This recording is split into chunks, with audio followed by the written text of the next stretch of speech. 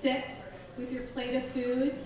And when everyone is seated, and I might scurry you along in that process, then we're going to go ahead and get started with some stories and some memories and give and maybe some songs and some songs.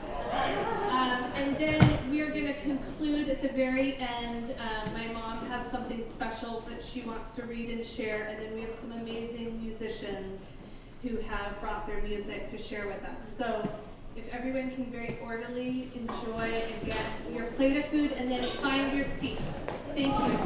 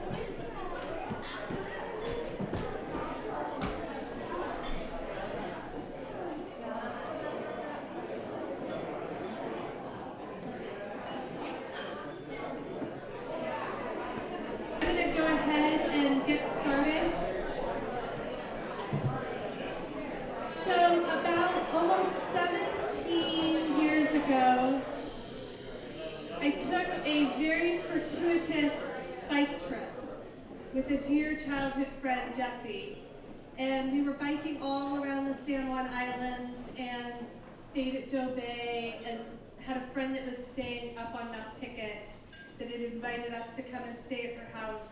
So we hid our bikes at the bottom of Mount Pickett, and as we were driving up Mount Pickett Road, she said, "Oh, perfect timing. This is my neighbor App, who's hiking up the road in his cleats and his walking sticks," and she said, "You have to meet this man and see this boat." We had no idea that what was in store for us both that day and for the rest of our lives. So we headed up the mountain and gave App a ride up, and we get to the Approximata at the top of, right there where you all know it is.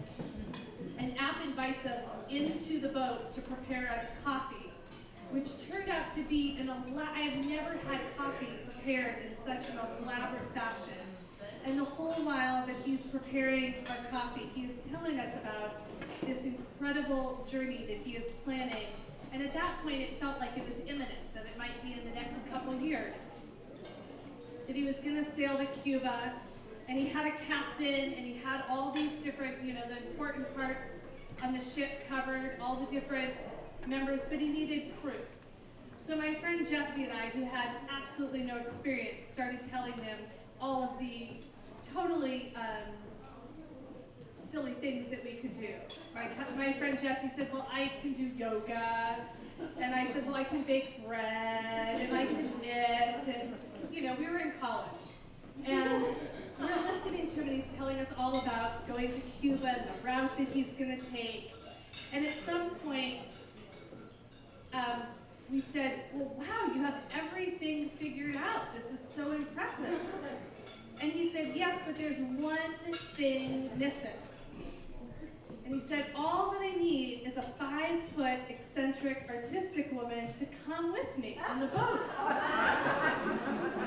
So Jessie, our jaws dropped because we both knew the exact perfect person for this. So I think within a month, they were beginning their 6-month back and forth shuttle between the Key Peninsula and Orcas Island. And a few years ago, App pulled me aside and said, I've been thinking, I think I made a mistake. I probably wasn't thinking entirely thoroughly when I made my list of requests for this 5-foot eccentric artistic woman, and maybe I should have said a really, really exceptional cook, and a very ship-shape, neat and tidy person. But in the end, it was a perfect pairing, and I'm just so thankful for the serendipity of that bike ride, and that out of it all, my family got a whole other family. So I really appreciate the Applegates who have just adopted my mom and my children and my family into their lives. So thank you.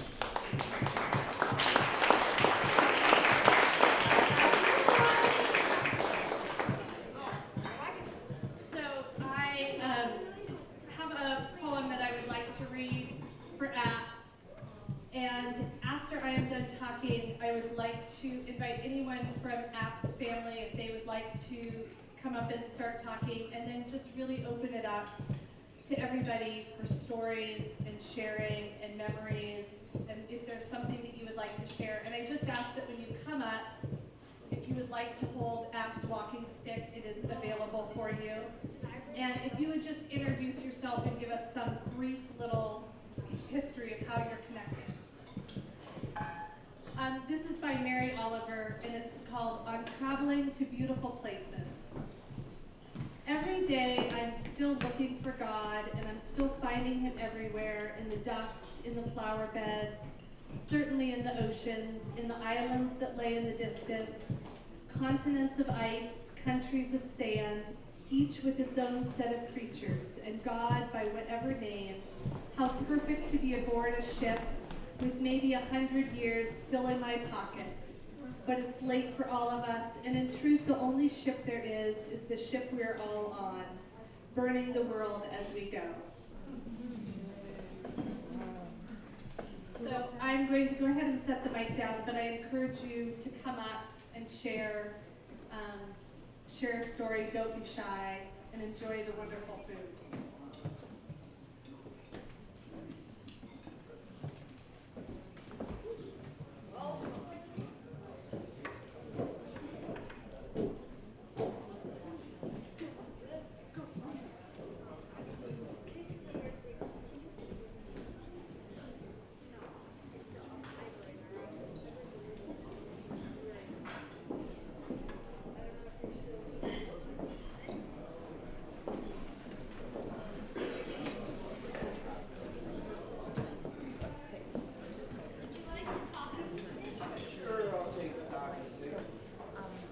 How y'all doing tonight? My name's Mike. I'm Vern's son. Lola came into our family quite a while back now. I can't remember the years. And Marina was just a little thing. Punched me in the nose once when I tried to take the burritos away. I think she actually gave me a bloody nose that time. I thought these people were pretty odd. I'd come from a fairly isolated upbringing. We grew up out in the woods. And the Applegate family, I was quite young and I thought they were rather strange. And when I met Apple, and I was like, well, what's his name? And they kept calling him Apple. And I think it was just a actually spoke, I thought he was probably the most normal person in the family. And I thought I could really get along with this guy. And I just always thought he was a great guy, very interesting, very welcoming. I never felt as if I wasn't welcome in his home, and that was always really nice, especially being young and unaware. So just to come out and see all these people here, to pay their respects, it means a lot to me. And I'd like to say thank you to everybody. And please come up and say something, because I'd love to hear everybody else's opinion. And that's why we're here. So by all means, you know, he was a great man, and he did great things for everybody, and especially me. Thank you very much.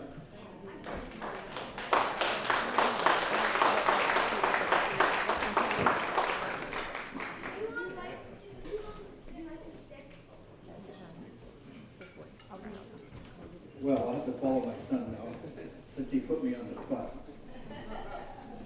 If you knew Apple, then you know Apple. And I heard about Apple after I married Lola. One weekend, she drugged me up here to meet him. It was a very stressful time for me, because when you go to meet your wife's father, you never know what's going to happen.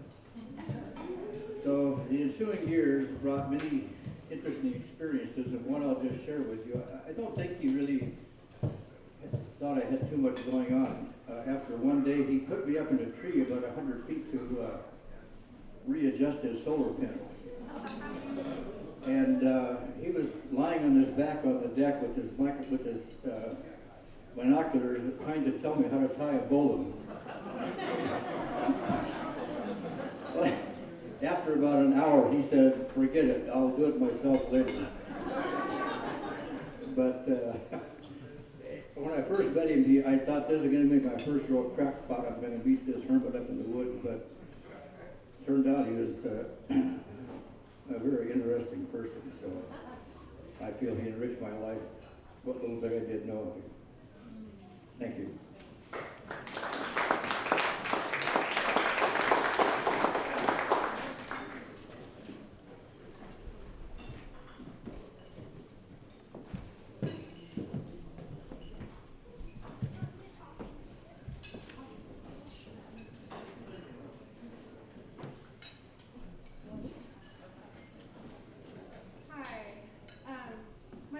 Applegate, and actually professionally I'm a nurse, and I'm known as Nurse Apple.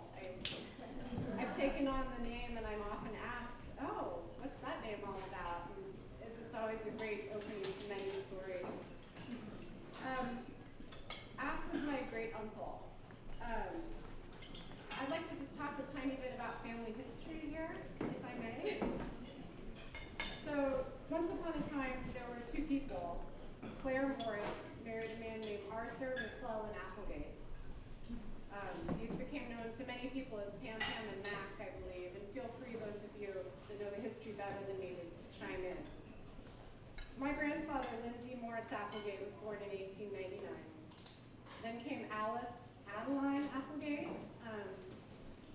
June 27th, 1901. Then we had Dorothy Woodworth Applegate, June 26, 1903, very beloved sister, known to many as Daw. Catherine Applegate, who my mother was named after, March 14, 1905. She was a World War II fighter pilot. The stories are amazing. This family that App came from is amazing. Then we had Clara McClellan, born August 23, 1909. And then the baby of the family, November 10th, I think this is right, November 10th, 1918, is this correct?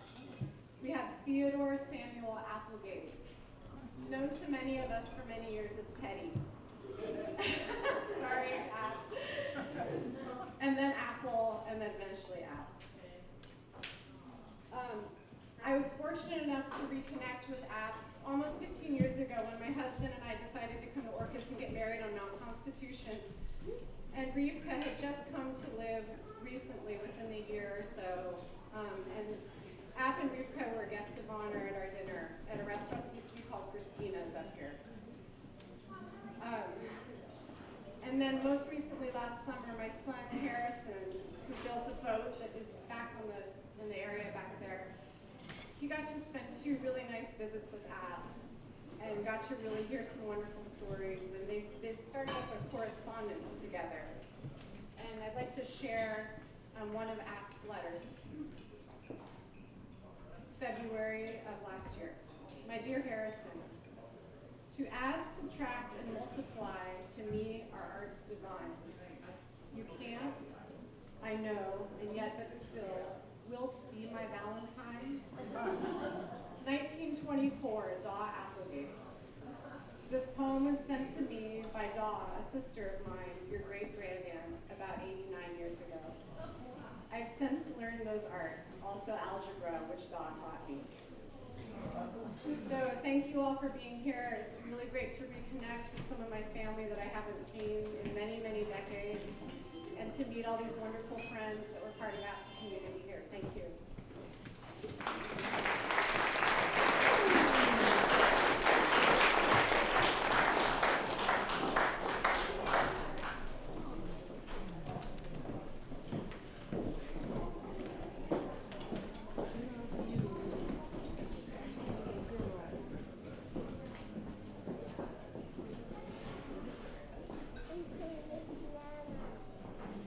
Who's next?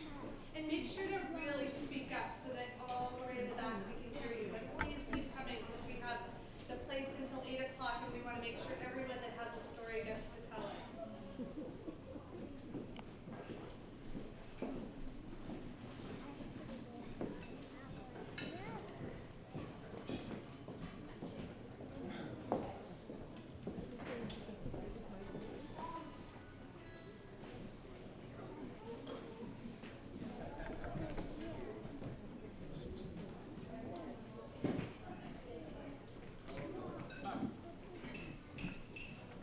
Hello, my name is Alan. I came to the island about 19 years ago. Hold the mic up really loud, Alan, really loud. I came here about 19 years ago. My partner at the time brought me to see the boat. And at that point in my life, I was really into kind of more fanciful writing and that kind of thing. And listening to, seeing App's boat for the first time, it was just like this kind of miracle, putting this thing on top of the mountain. What's that? So, yeah. Thank you. So, I met App, and he invited us into the boat. That same kind of story of how to make coffee, and said he'd make us a sandwich. So, he took Napa cabbage and some onions, and some relish, and some peanut butter. And he mashed it all together in a sandwich because bread was just a little too precious. So Napa cabbage was the way to go. It was the first time I'd ever had this particular cuisine, and thought, this guy's amazing. So I said, you know, if you ever need a hand on the boat, this is just such an incredible project.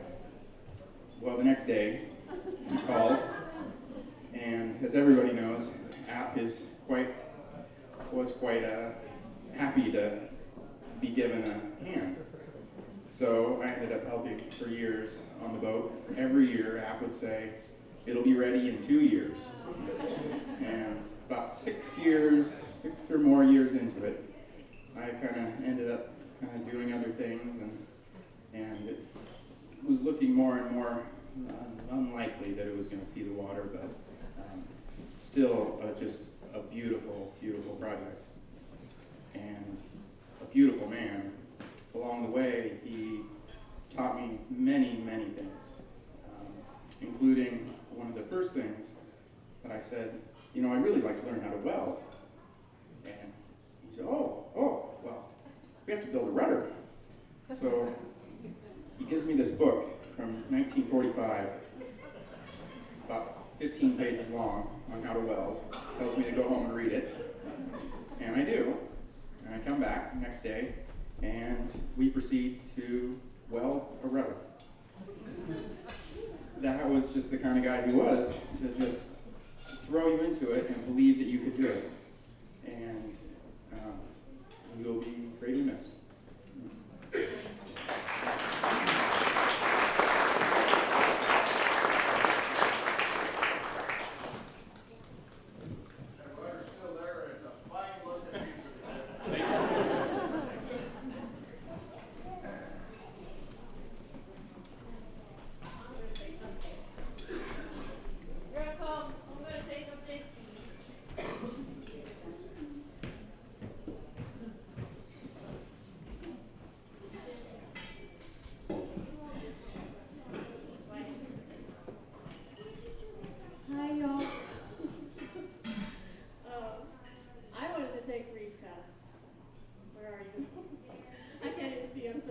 together.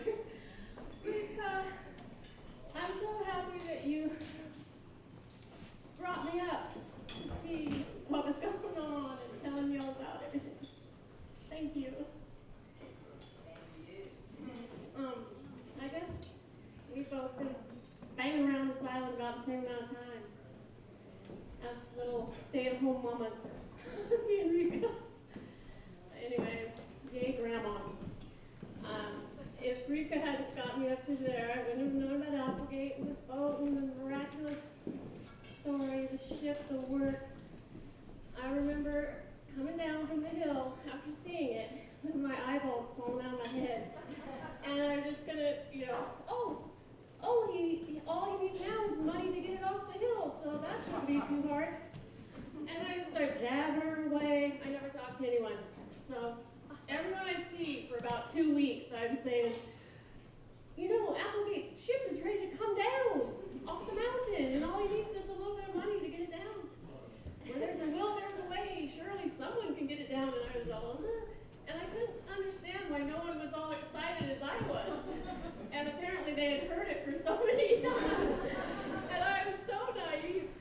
But I was like, oh, be darned, how come nobody's going up right now with me to go get the boat down? And they were like, every time I'd say, the ship is done, they'd say, oh, it's done? And laugh, and I'd be like, it really is. It's not close to being done. It just needs some money to bring it down. And it was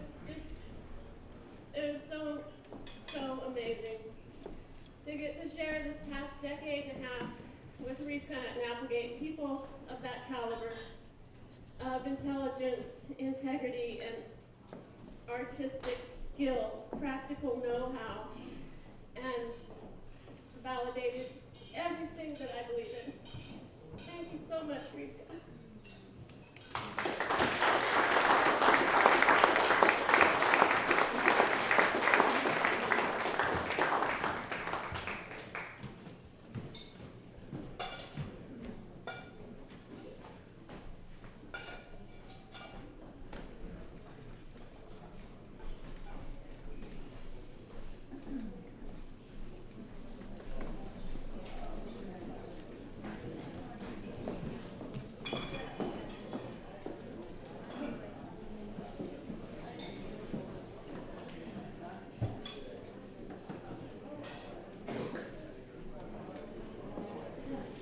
Okay, I'm here, and I have two short stories to tell. One is how I met Applegate, which will tell you something about Applegate.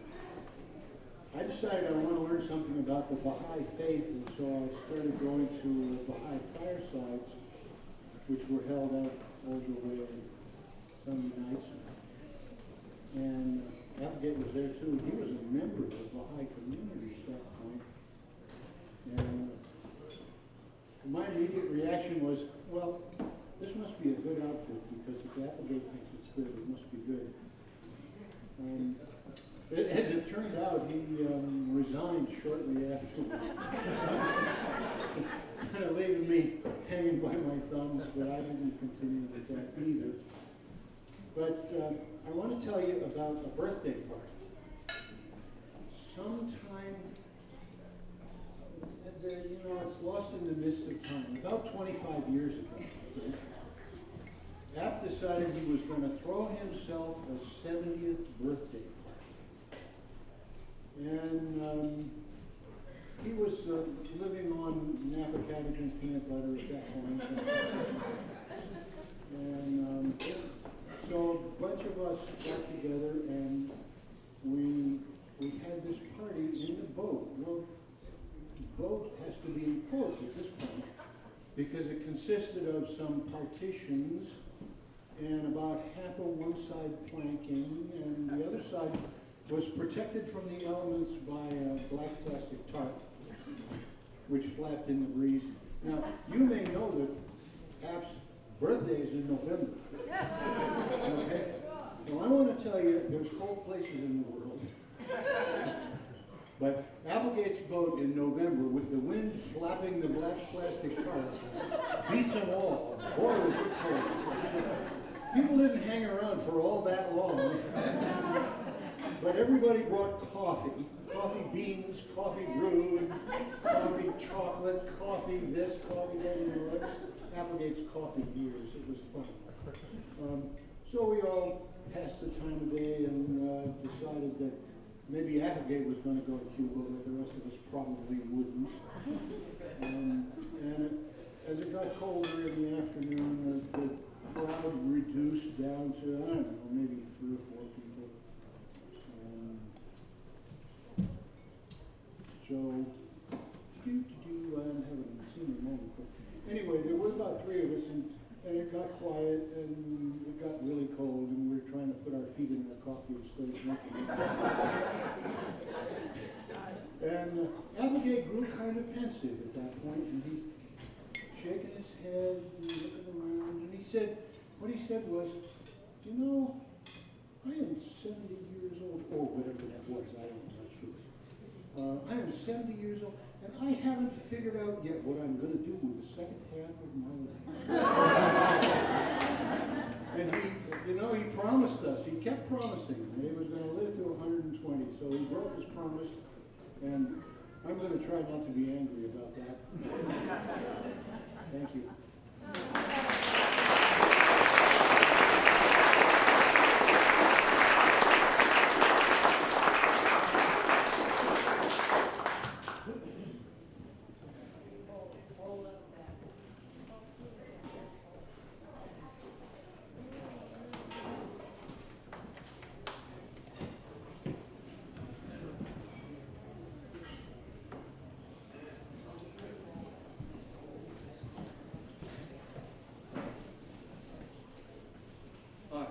My name's Tim, and in '72 I met Applegate. I lived in a piece of property at the foot of the hill from where his boat was. And he used to come down and sit on my front porch and we'd talk. And he asked, well, what do you do? And I said, well, I'm a boat builder. Yeah, what do you do? And I said, I'm a boat builder by trade. And so we started talking about his boat. And he said he's going to make a 3-mast embarkation. But he had these plastic tubes that were the main one was like 7 feet high, and then he had 2 6-foot diameter ones. And he was going to lash them together, and it was going to be called a barking tube.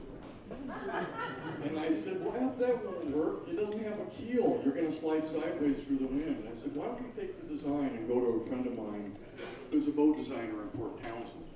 So we went to Port Townsend, and App and Jim Franken hammered out a new design. That's the design he was building. So in the process of building the boat, App asked me to build the wheelhouse.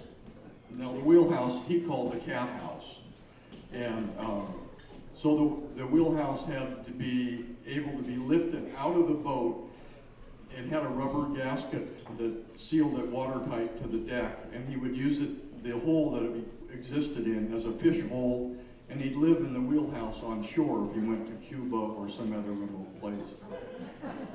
So we're building the wheelhouse, and it's a very specific construction. All the studs in the walls are all sloped, and everything's glued together, and mortise and tendon, and it's about this height, and it's got a little curved roof on it. And App says, well, Tim, it's too high. And I said, what do you mean it's too high? And I had 3/4 of it built. And he said, we got to lower it. And I said, well, you can see over it. And he said, no, I can't see over this. And I said, oh, bullshit, App. So we took the plans out and drew a little stick person and did it to scale and everything. I said, see, you can see right over the cabin top. There's no problem. He said, well, when the boat heels, I won't be able to see over it. So I did it, we drew it up again, and he could see over it. And I said, hey, I don't know what's going on, but I'm not going to go any further until we find out what's going on. Next morning, App came in and he said, my whole life I've been surrounded by giants. I want the goddamn thing lower. I said, let's do it. Let's get it out.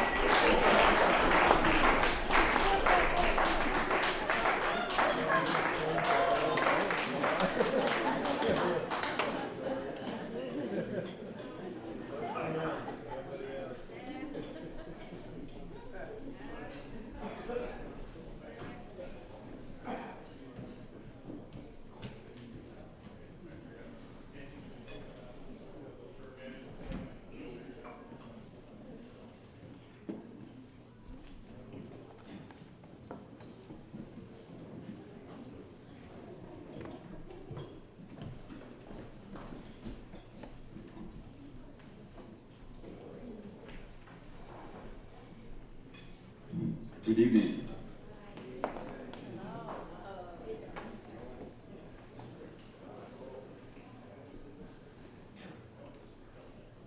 Well, there are so many wonderful, smiling, familiar faces. What a sea of joy. My name is Joe, and App and I go back a long ways. We got together, we were both returned Peace Corps volunteers. I served in Brazil back in the 60s, and he was somewhere in Africa, in I don't know when he was, in the 80s, I think. Anyway, there was always a number of parties there was a whole group of returned Peace Corps volunteers back in the 70s. And we'd get together and tell lies and potluck. And so I got to know Applegate. And I immediately was attracted to him as one of a special character. I have a special fondness for characters since I grew up on Waldron Island. And, so over the years I'd go over quite frequently, and we mostly talked politics. And then the time came when he decided he was gonna build this boat. And he was 70 years old. And I said, well, I'll be whatever help I can be. So I brought over my little Kubota tractor, and we carved a flat spot on the side of the road and the side of the hill. And he proceeded to laminate the keelson. And well, about 2 months later, he called me over. He said, Joe, I finished the damn thing. Let's put it on its upright position. And he promised me, he said, I mean, bear in mind that this was a single laminated keelson from stem to stern all the way up to the top of the stem. And he said, well, if this deviates even 1/8 of an inch as we put it from horizontal to vertical, I'm not going to build this thing. So we rig up our block and tackle, and I had my tractor, and several hours later we had this thing vertical. And we had previously measured it, and then we measured it again, and sure enough, it hadn't moved. So he was committed. And that was the beginning of a 20-some year process. Even more, wasn't it? That was 30 years. Oh my goodness. I didn't think I was that old.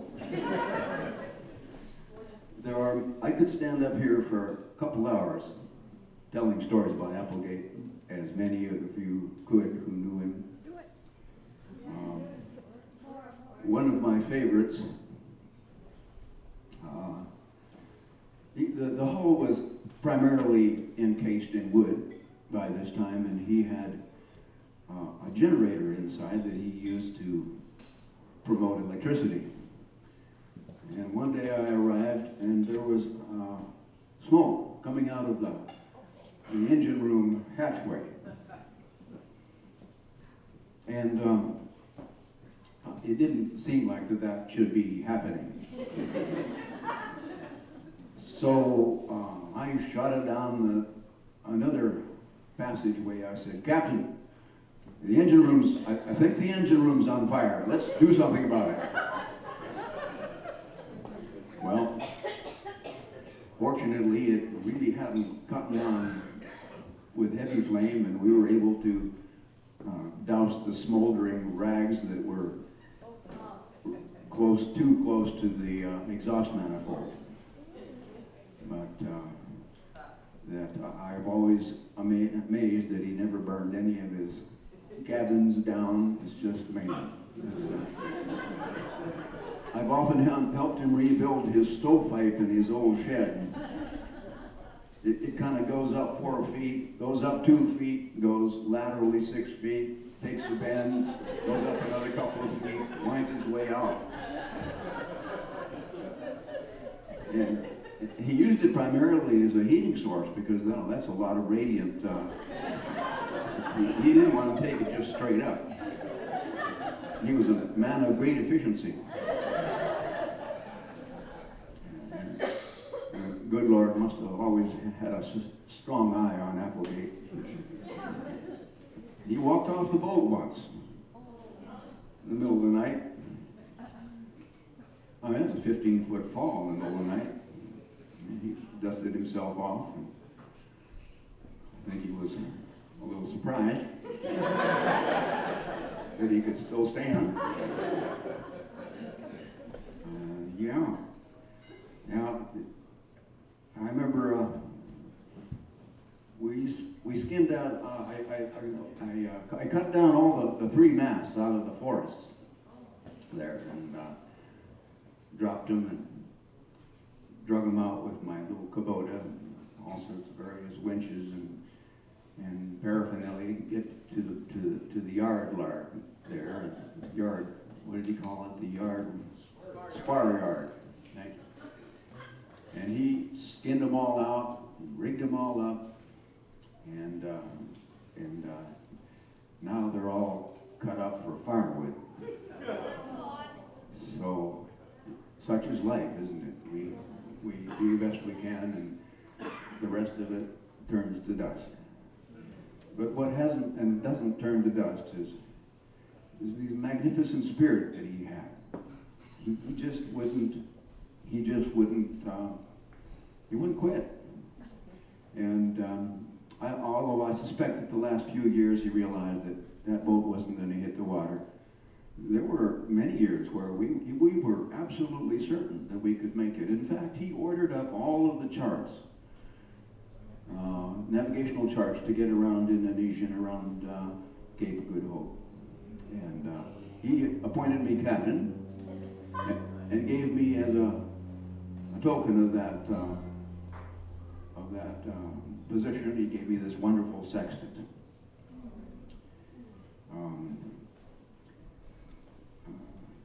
Applegate's a man that I will never forget.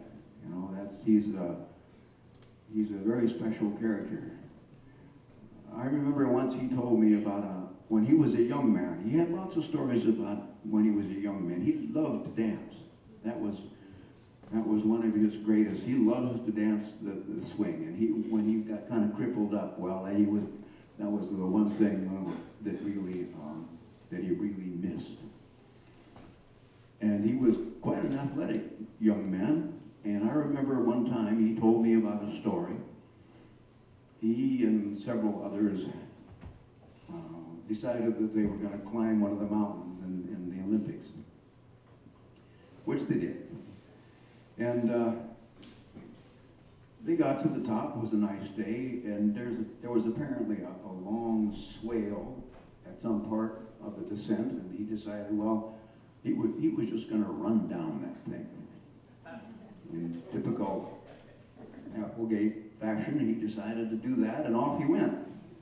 So he started running. Well, it wasn't long before he started feeling a tap, tap, tap, tap on the back of his head.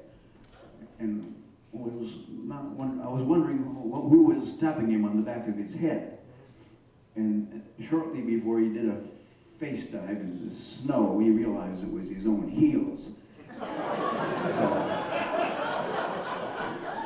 he was tilted so far back.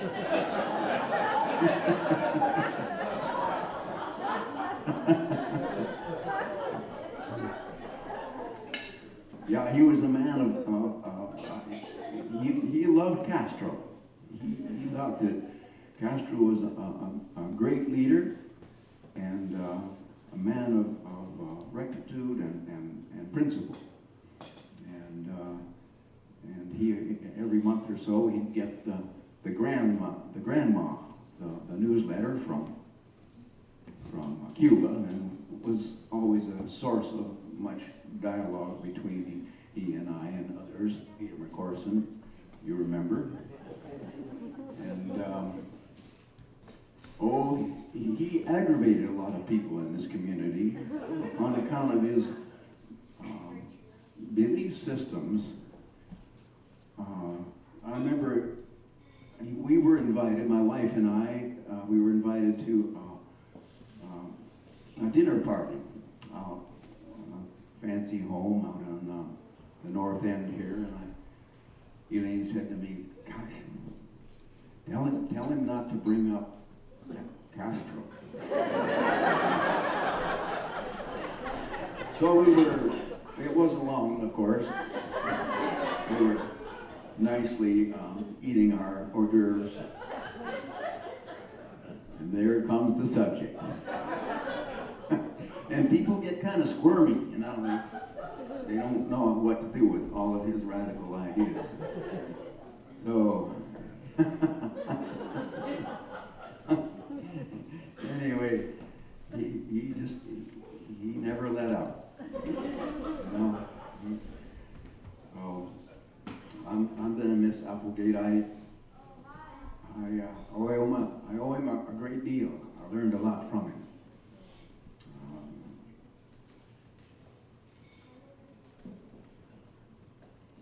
I think back on my early days with him. I think I was a young man. I must have been a young man back then. And whenever I got feeling like my surroundings were too normal, I'd go visit Applegate and come back much refreshed. And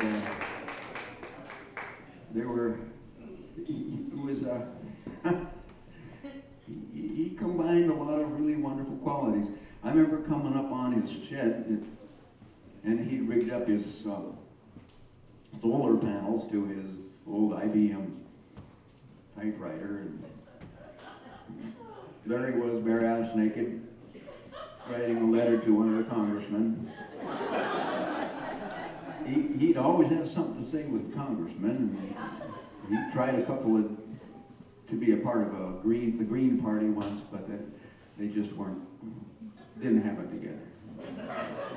So, but he was a man of great principle, and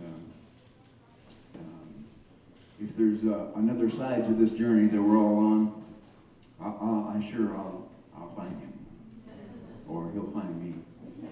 Yeah. Thank you very much.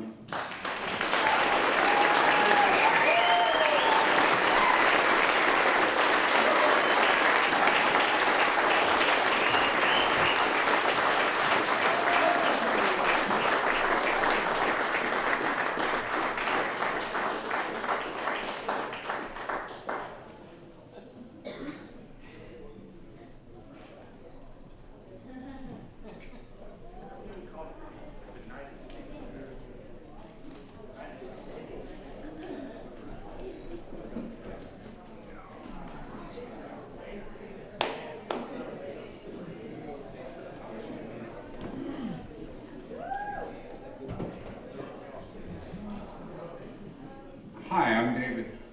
Now, I thank you, Joe, for the start of this.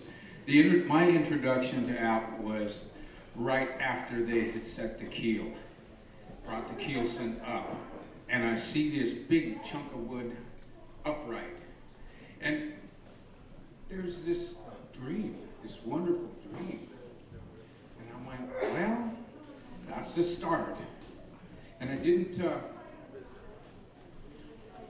I come back about 2-3 months later, and by golly, here's 2 rows down there for the length of it, and he's just started at it. And I didn't think anything. I went, well, this is a good start. And then the next time I come up there, here's the bulkheads are all set, and I went, this guy's gonna do it. He really is. Well, I put him on my what I call Dave's $1.98 tour of Orcas when I have company. And one time I brought up some visitors from Costa Rica, and we walk in the door. Now by this time the sides are all up on the boat, and I'm just going, look at this, it's gonna happen. It's gonna be really interesting to see this. My first thoughts, as I'm driving up this windy road, I'm going, how are they gonna get this thing down? And I go, boy, now that stump is gonna really cause them problems. And after a couple of years, one of his neighbors decides to haul up a trailer house that is longer than that boat. And he had to remove the stump to get it up there. And I went, oh my goodness, there goes the first big problem. It's out of the way. And I'm going, if he gets there and goes onto this thing, it's gonna be, all of the problems are gonna be taken care of by just going as he's going, just 1, 2 by 2 at a time. And I just, for me, the inspiration of that was just to be able to watch that slowly happen, and was just wonderful. I bring the people from Costa Rica up there. There's one guy, couple, 3 women that are teachers, that a group of students from here had gone down to Costa Rica, and the next year the Costa Ricans came here.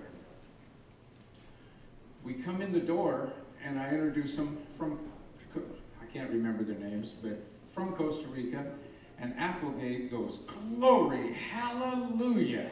Today, that very day was the day that the telephone company was privatized in Costa Rica. And he brought this out, and the man of the group just started crying. And he says, that's the worst, God blessed thing that ever happened to us. And App knew the date, and it was that day. And he was just so aware of the goings on in Central and South America, Cuba, that, again, that's another point that I just, God, you're on the money. Love this guy. I'm a boat buddy of his.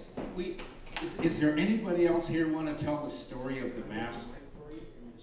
I'll belt it out. I can fill the room. Thank you. I'll belt it out. Yeah, I'm good. Okay. Anybody else here going to tell the story of the mast raising? Because I can pass on that one real easy. Go for it. Go for it. Okay. One of my neighbors calls up and goes, we're going to Applegate's next weekend, and we're going to go put one of the masts up in the air. And he gathers up, I mean, all the boat guys that I know of from the west side all say, yeah, we're going to go do this. Okay, and we show up, and everybody gathered up all of their blocks, tackles, pulleys, pickup trucks, and Applegate had 600 feet of rope. Now, we don't know how we're going to do this, but we just know we're going to do this.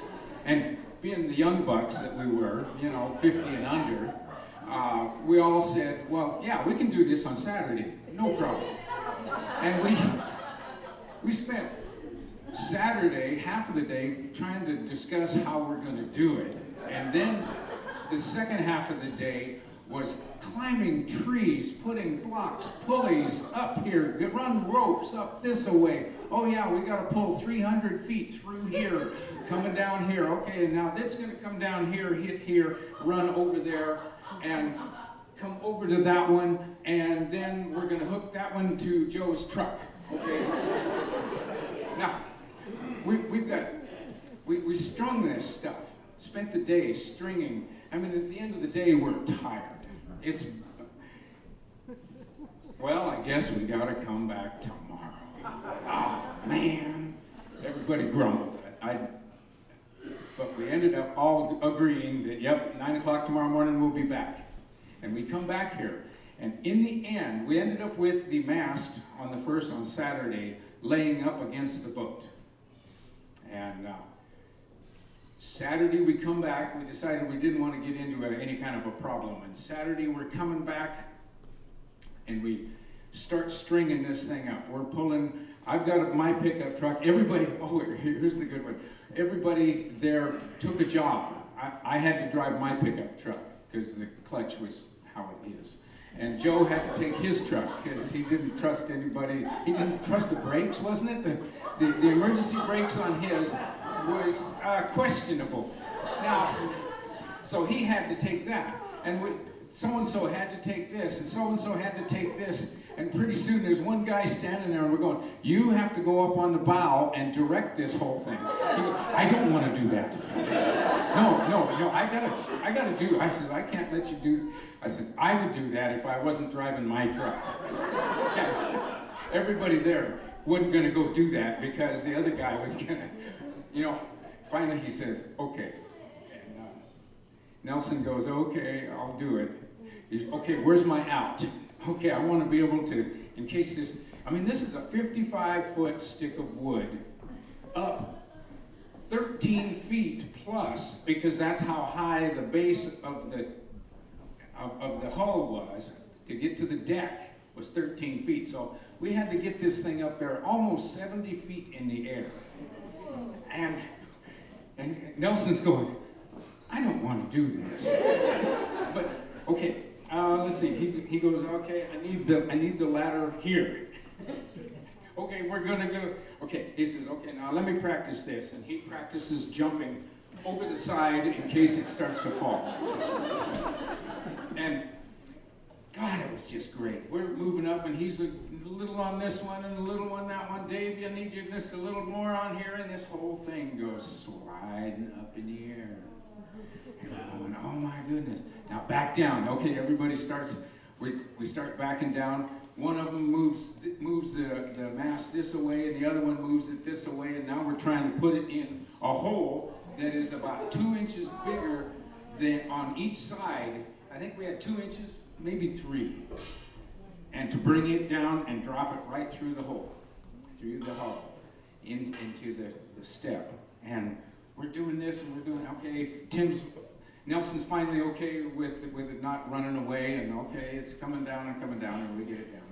And the last thing was, it finally got onto the mast step, but it hadn't fallen into the socket. And we're inching it around and shoving it and moving this and moving this and moving this, and pretty soon this thing goes, ka-donk! And everybody just cheered. Okay, we're down and in. This is good, we did it. If anybody can add to that, please do. I've got a tune that I don't know, describes App and I.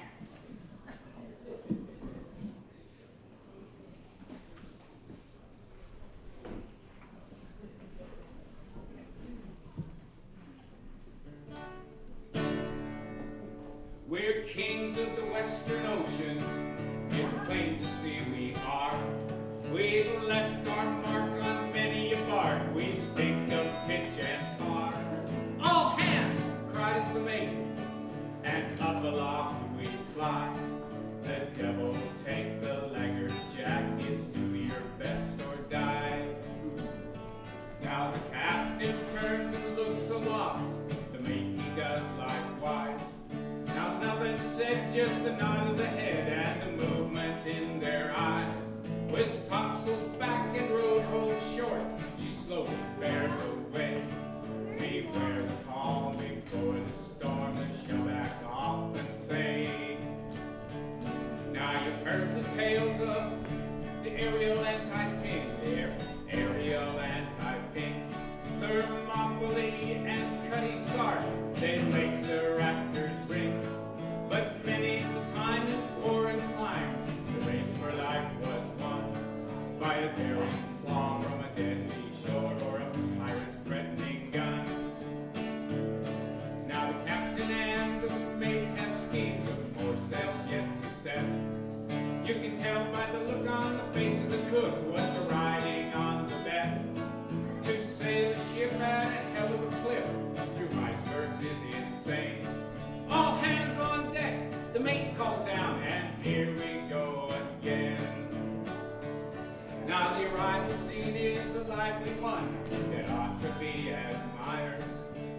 ship has done a better run since Bully Hayes expired. Along the keys, the girls all smile, and the cribs all turn away. Now you can talk, hear the conch of the walk, enjoy it while you may. We're kings of the western oceans, at least we think we are. We've left our mark on many a bar. We stink of pitch and talk. All hands, cries the mate, and up aloft we fly. The devil take the laggard jack, it's do your best or die. The devil take the laggard jack, it's do your best or die.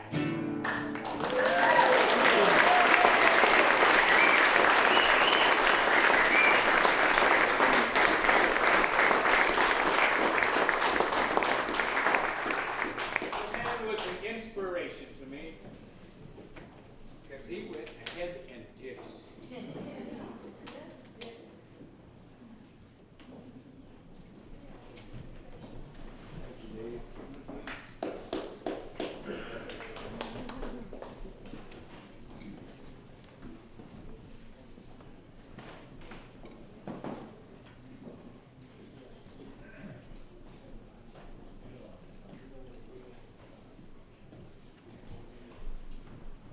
My name is Shay Blaine, and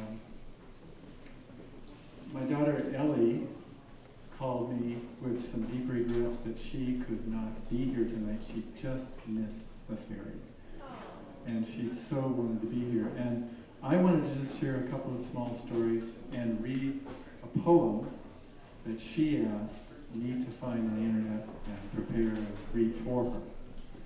But what I would like to say is, one of the problems that I have found on this island is, of all the many beautiful, wonderful people who live here, who shall I try to increase my friendship with? Who shall I try to increase my intimacy with, my joy, my time with? It's a very difficult decision, especially those of us who have perhaps many jobs to be able to support the lifestyle that we have. That's my experience. And as a parent, one of the choices that I make in my friendships and whom I visit, especially when Ellie is young, is how will she experience this?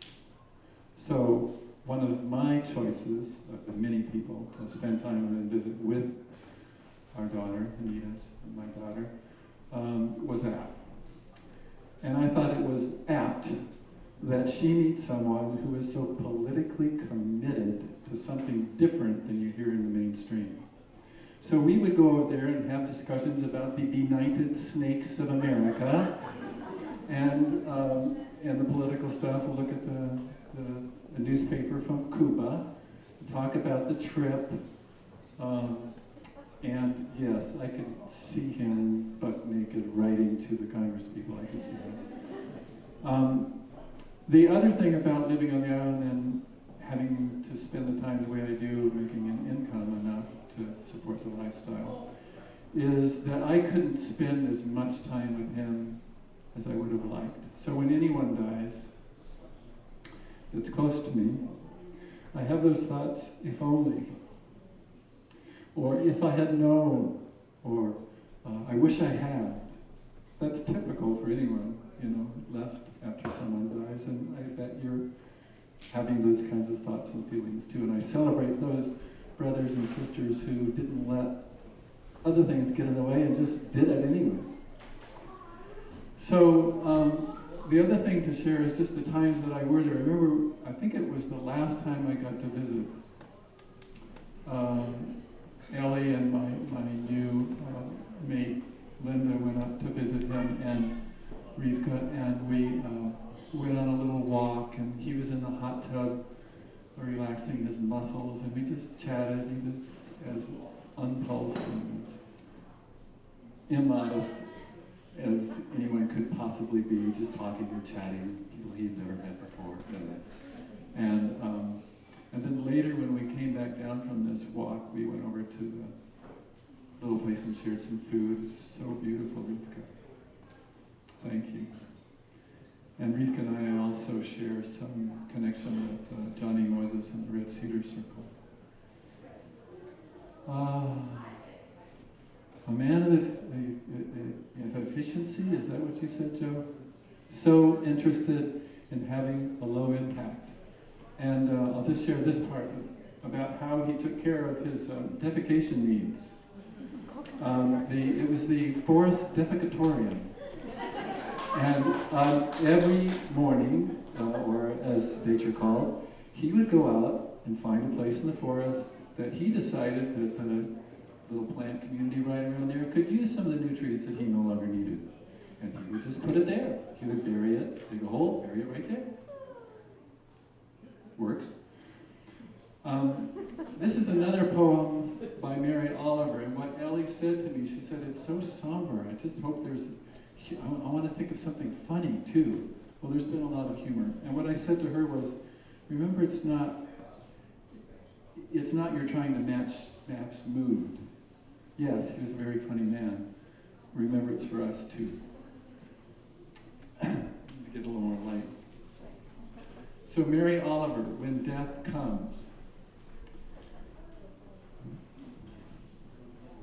When death comes, like the hungry bear in autumn, when death comes and takes all the bright coins from his purse to buy me and snaps the purse shut. When death comes, like the measles pox, like when death comes, like an iceberg between the shoulder blades, I want to step through the door full of curiosity, wondering, what is it going to be like, that cottage of darkness? And therefore, I look upon everything as a brotherhood and a sisterhood. And I look upon time as no more than an idea. And I consider eternity as another possibility. And I think of each life as a flower, as common as a field daisy, and as singular. And each name a comfortable music in the mouth, tending, as all music does, toward silence. And each body a lion of courage and something precious to the earth. When it's over, I want to say, all my life I was a bride married to amazement. I was the bridegroom taking the world into my arms. When it's over, I don't want to wonder if I have made of my life something particular and real. I don't want to find myself sighing and frightened or full of argument. I don't want to end up simply having visited this world. App didn't visit. He was here.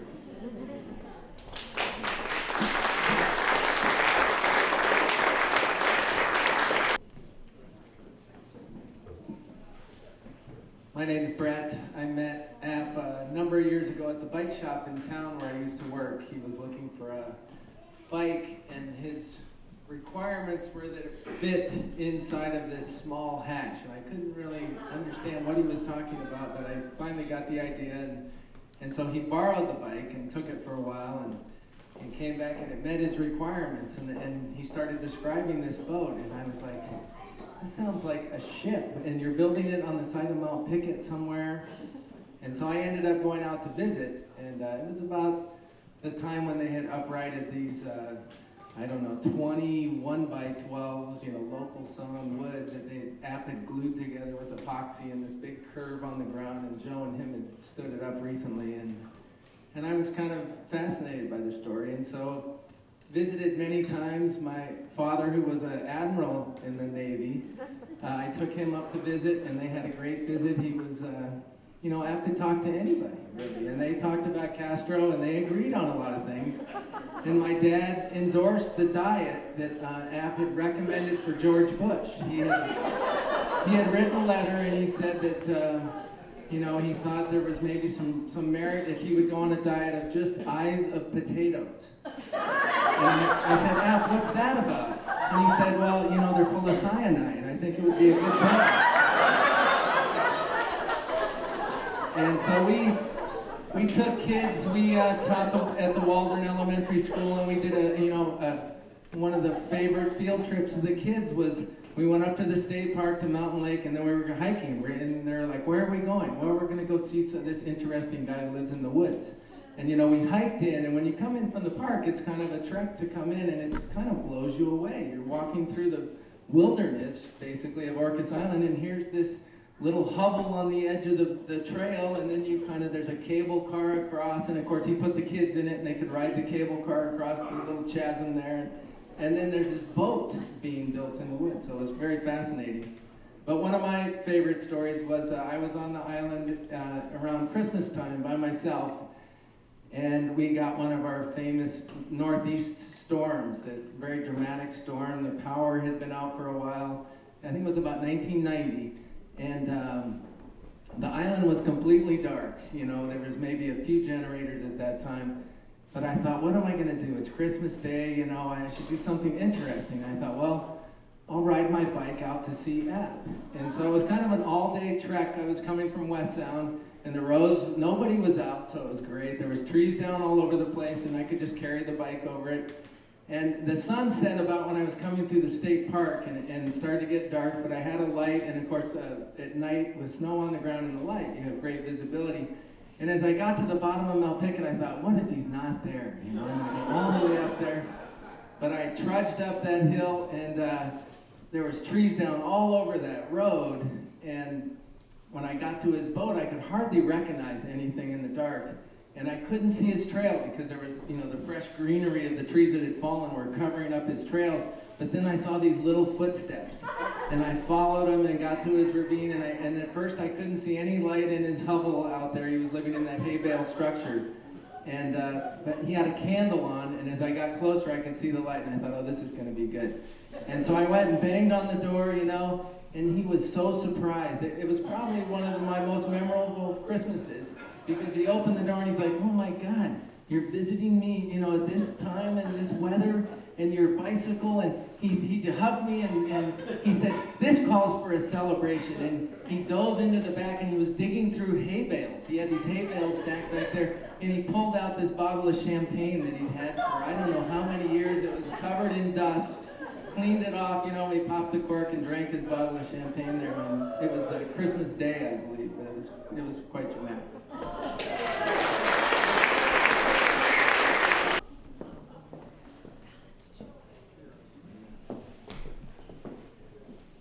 Is there anyone else that would like to go before my mom starts to close things up? I want to make sure. Oh, okay, so if you want to come, how about if you would like to talk, maybe head on up here and form a neat little line so we have a sense so my mom knows when to follow up and be the last person. That would be really helpful.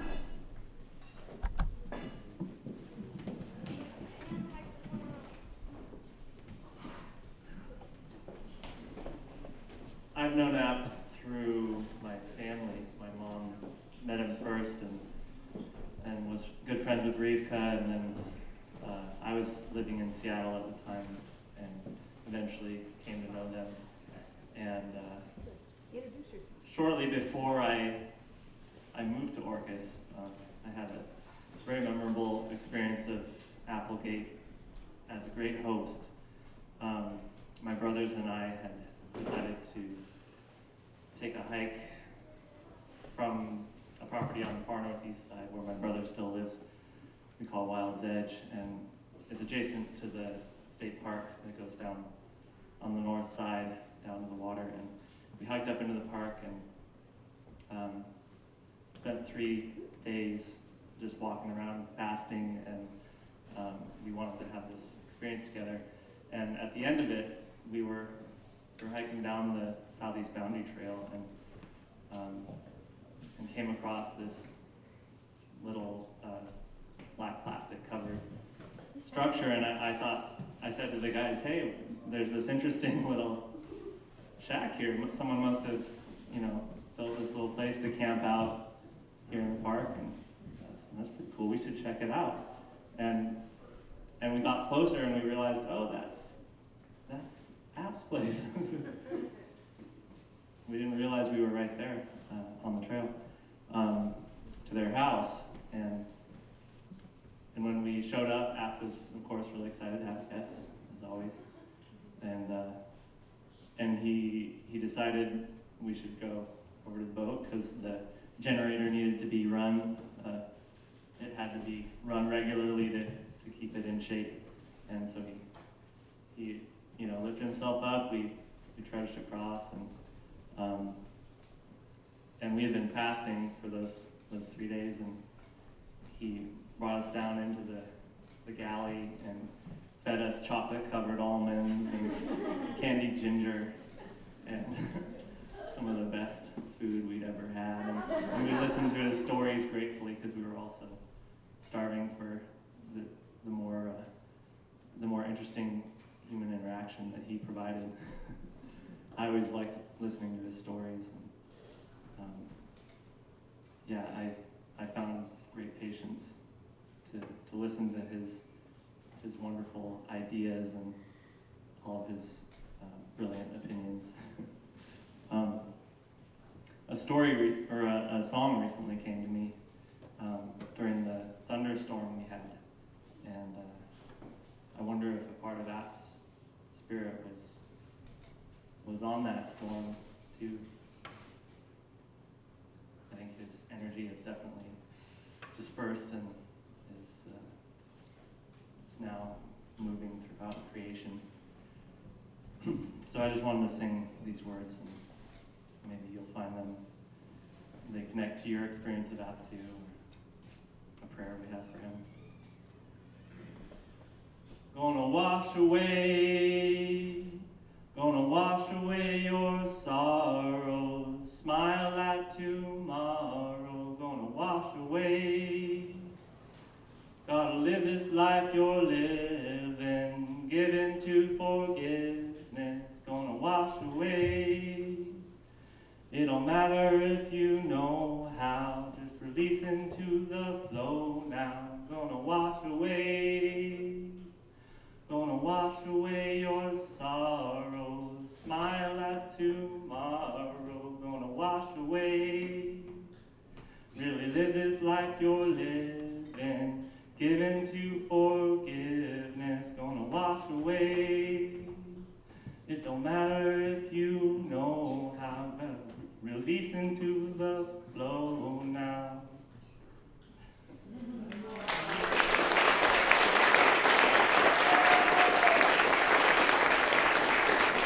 Thank you, App.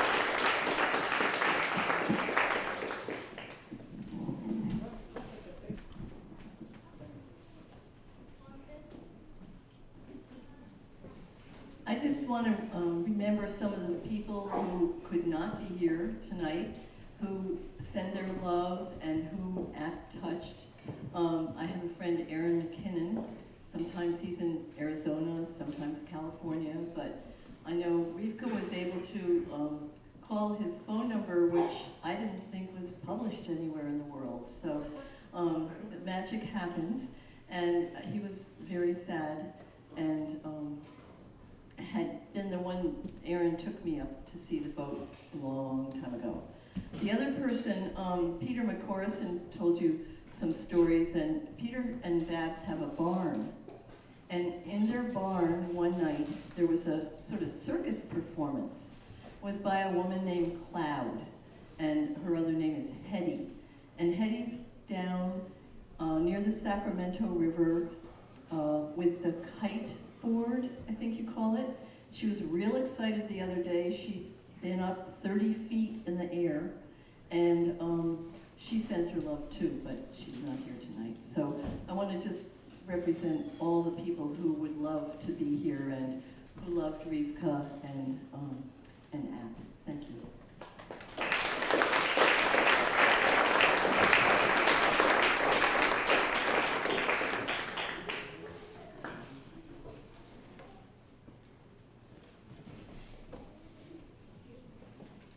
Hello, I'm Julia, great-granddaughter of App, I guess. Wow, there's a lot more people than I thought. Okay, so when I was first invited to go to Orcas Island for my second time, I was like, oh, what's this all about? Am I going back to Camp Kyla? No, probably not. And so we were riding a ferry. I'm like, wow, this is a long ferry trip, more than Woodby Island. And then next thing you know, about an hour or two later, we're in the middle of the forest, and I'm like, why is there a boat in the middle of the forest? And I'm like, man, that's a big boat. And it was dusty and all that. I was too afraid to go to the top. I wasn't sure the ladder could hold my weight, but it held his weight, so I guess I could. But so I walked down the trail. The yurt wasn't there yet, so I kept walking down. And then there's this big ravine, and I had to climb up a big hill to go say hi to the great apple. And then I was thinking in my head, oh goodness, what if this guy's a creepy old man and he's gonna scare the living daylights out of me? And so I walk in, Alyssa's like all excited, and she's like, and then next thing you know, he's like, oh hey, and he gives us chocolate. I'm like, I guess he's not bad. And so I sit next to him, I was talking to him about like this joke, and then he's like, what? I'm like, you can't hear me very well? Do I have to speak up? He's like, what? And so I'm like, okay, I'll speak louder. Next thing you know, he's like, nodding his head, keep nodding his head. And he gets up, grabs a jar, and gives us more chocolate. I'm like, no thanks, I don't need more chocolate. I don't want my nose to bleed. I'm outside eating something, I forgot what it was last year. And then he comes outside, sits with us for a little bit, next thing you know, he's in the hot tub. And I'm like, okay, I'm gonna look away for this. Next thing you know, Alyssa jumps in with him. And I'm like, and then everybody's inviting me to jump into the hot tub. And I'm like, no, it's way too cold. I don't wanna get out all freezing to death. Even though I wanted to swim. I like water. And then we slept that night. And I'm like, this place is really great. I'm enjoying it. And the next day, me, Rivka, and Alyssa went down to the water, having some fun, looking around. I went back up to Apple's, and then Apple is a really great man. He's always happy. He looks very happy from my perspective. And I'm never gonna miss him. It was my first time meeting him that day, and when I came back and realized he was dead, I'm like, oh my gosh, that great man that I've only met for a couple of days is gone. I should have been here more. But, you know, it gets that moment, Julia. Yeah, it's just that I wish that they can live forever, but you know, I think that's gonna be like for another 1,000 years before medicine is there.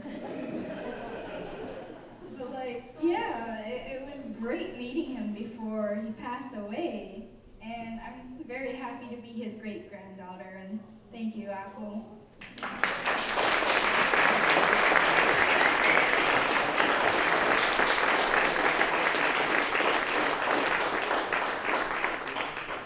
You know, it's so nice to hear all the other stories from everybody because it really gives me a broader view of who he was and the lives he touched. And, I have one other story to tell. App was involved with a navigation school that was run out of Rosario, and they needed a binnacle. A binnacle is what you put the compass in, and it has slots where you can slide in magnets to adjust for the magnetic field that's in the boat, so that when you tap on a course, it stays true to that course. So in the course of building this binnacle with him, it had some very special requirements. He had to be able to lash himself to it. So we made it out of strips of black locust that were all glued together, and it had a very strong base that could be bolted right to the sole of the cockpit. And in the process of doing that, App was also trying to figure out how to supply the necessary vitamins and minerals in a cheap way so he could continue to work. And he had read up on the native flora and was hard. Hi, I'm Anita Holiday, mother of Ellie, who was just mentioned, and I just wanted to share one little thing. I didn't visit App or know him as well as I might have gotten to. I probably know Rika a little bit better, and some Jesse and a few others of the family. But while my dad was living here, very briefly, he was here during age 93 for my dad, who was born in 1909, so I guess that made him about 9 years older than App. Shay was helping me take care of him, thought it would be a great idea to get George up to visit App, and even though they were just completely opposite ends of the whole political, cultural spectrum, my dad was like Mr. Conservative religiously and every other way. I have this wonderful picture of the two of them kind of standing, facing each other, talking, and I think that there was really kind of an understanding because, you know, my dad had built his house from scratch when nobody was doing that and knew how to just like work with steel beams and just do it and put this thing together. And I think he really had a great respect for App just like building this boat, and the two of them had an engaging conversation, and I was kind of like, ooh, don't talk too much about Castro. I don't know exactly where the conversation went, but I just thought it was wonderful that the two old guys had a chance to meet and interact from as different spectrum. And I think must have been summer, because I remember the picture had him wearing a little loincloth. My dad dressed in his sweater and so on, Mr. Popper. Just a great memory. I would have loved to have found the picture they brought today. It's just good to be here.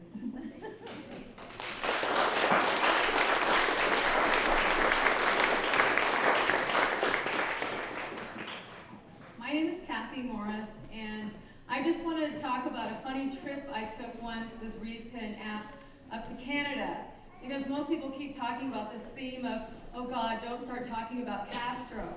So here I am in my minivan with my mommy top on top, full of camping gear, Rivka, App, and my 4 kids. I wasn't with my husband. We're traveling up to Tiffany and Bruce's wedding 9 years ago. And so here we are. As you all know, it's easier to get into Canada. And coming home, App is riding shotgun. And while we're driving, he's talking a lot about Castro. And I'm thinking, great. Here I have 4 young kids. One was a baby. Rika's in the back, App's shotgun. And we're coming up to the border. And App is clutching something. And I look down, and it is, and I want to mention this, Dennis Kucinich information, because that was during an election year. And so as the woman at the immigration was asking questions, he starts talking about Dennis Kucinich. And just, you know, he just wanted to tell a story about Dennis Kucinich, like trying to get the information to the Border Patrol. And I'm like, good timing. Anyway, Castro never came up, but you know, I think we all just have that, oh my gosh, is he going to start talking about Castro next? But we made it home, and it was a really wonderful trip, right? Okay. Thank you.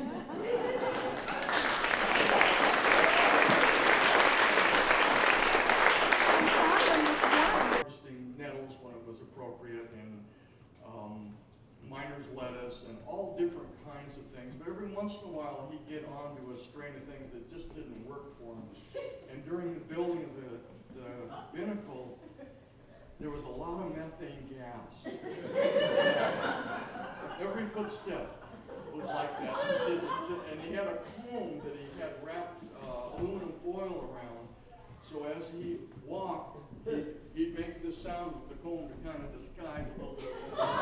This is made to his nudity and being in the hot tub. And when I'd be out on my porch, he'd walk down to get his mail in the morning wearing only a black, very small Speedo swimsuit. And so I talked to him about that during the building of this, and he said, well, I have a real good story I'd like to tell you. When I was building the steel vessel, the WJF group, which is back on the board there. Jesse, was it Alabama where it was built? Virginia, Lynchburg, Virginia, then Portsmouth, Virginia, and then later Belhaven. Up to the car and we just moved him right into the car, got to Eastsound, got him into the wheelbarrow and put him and Applegate says, well, I want to go down to Eastsound. Let's go up and down the road a little bit. So here we go. And I carry my peace sign everywhere I go. But you know, with the wheelbarrow, you've got two hands on the handles there. I says, Applegate, I cannot wheelbarrow you and carry my peace sign too. So you're going to have to carry the peace sign. So much as Applegate was kind of not too sure about whether he wanted to be promoting peace or not, he took the sign. And then we go up and down the main street of Eastsound, and each time somebody would come up there looking at him kind of strangely with a questioning look on his face, he'd say, I'm running for president on the anti-capitalist ticket.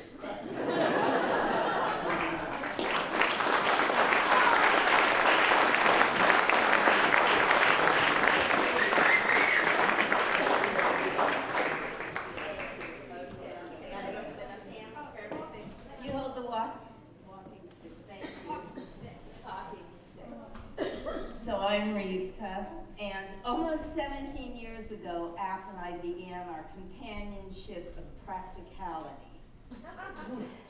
We maintain a renewable 6-month agreement to support one another in our forest-based, off-grid daily living, as well as in our individual projects in pursuit of health.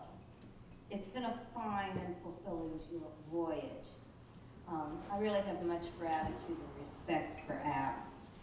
I want to mention that we've brought Old Grandma's, the Cuban newspaper, and Old Scientific, American Scientist, different, not Scientific American. American Scientist, am I getting it right? So that any of you who would like to have a little intellectual experience of reading App's reading materials, because he was very particular about, he loved to read, but he was very particular about what he would read.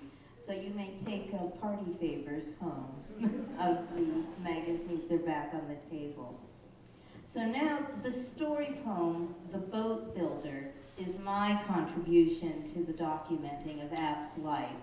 And Sharon Abreu and Mike Hurwitz have put it to music for us, so that's what they're, invite them up next to close with The Boat Builder.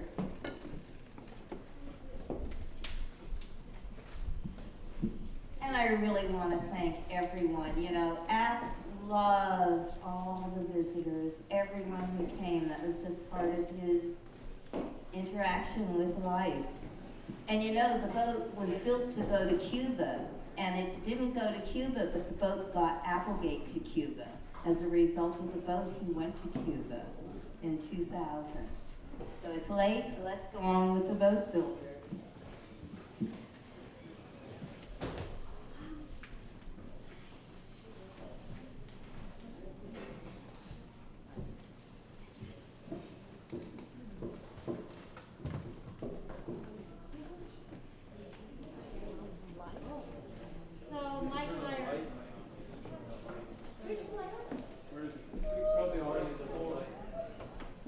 Mike and I are very privileged to have been in the sauna with App and Rivka, been in the hot tub, and been there the day that the mast was raised. It was so dramatic.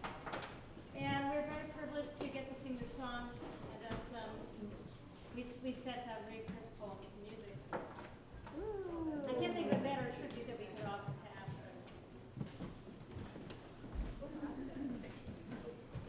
Oh, I did that perfect. Yep.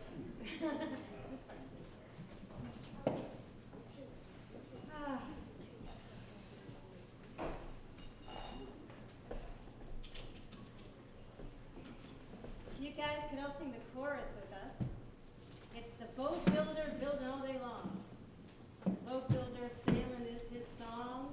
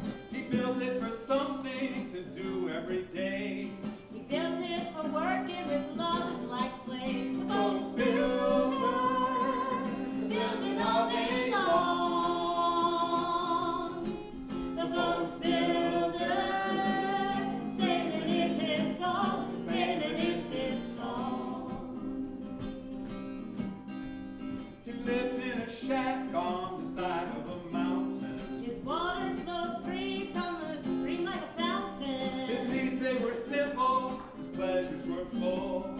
Oh, he had a small garden, could make any tool. He heated and cooked with a stove fed with wood. He gathered dried windfalls each day as he could.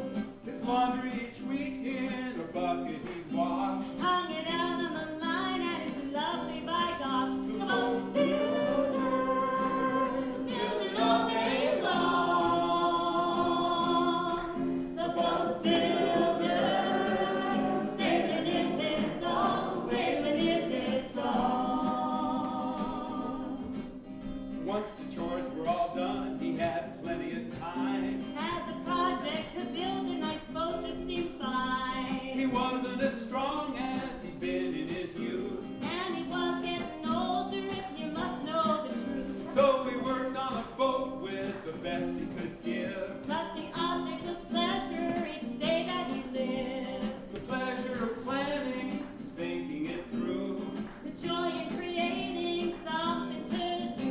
Boat builder, building all day long.